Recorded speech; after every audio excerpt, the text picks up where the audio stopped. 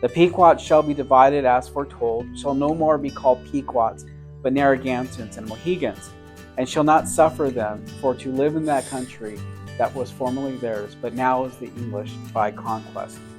From what I included here, there are a couple takeaways that I want you to think about. One is that this idea that if there is any dispute, whether it be among the Pequots or the Narragansetts or the Wampanoags, any dispute is not to be figured out by the native people themselves, but needs to be brought to who to get figured out? The English, okay? So it's a form of paternalism, right? This is what I want to kind of bring out here. Okay, so if there's any problems, the second is that any enemies or any Pequots who killed Englishmen during the Pequot War, that either the other tribes need to settle or bring to revenge, but ultimately they need to bring those individuals to the English so that they can be beheaded. So there's that's part of that. And then the last thing that we have here, there's a couple other things, is that the Pequots shall no more be called Pequots.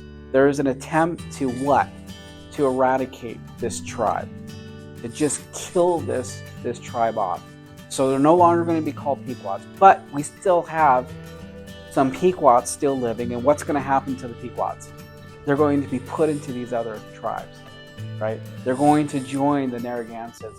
They're going to join the Mohegan tribe. So let's eliminate their identity as Pequots and put them into these other tribes. And shall not suffer them for to live in the country that was formerly theirs, but is now the English by conquest. Their country, the Pequot land that they had lived for thousands and thousands of years, their origins, right? This is their ancestral homelands. It is no longer theirs. It is now the English, now belongs to the English. By what? By conquest. For the time being, the Narragansetts, the Mohegans, the Abenakis, I mean, they are being somewhat left alone as far as having their lands grabbed from them. But I think they were also thinking, look, if this is happening to the Pequots, this might ultimately happen to who? Us. And it will happen to them in time. It will happen to them. Because the more that the English start gobbling up, start taking over these small bits of land, the more they're going to want to do that.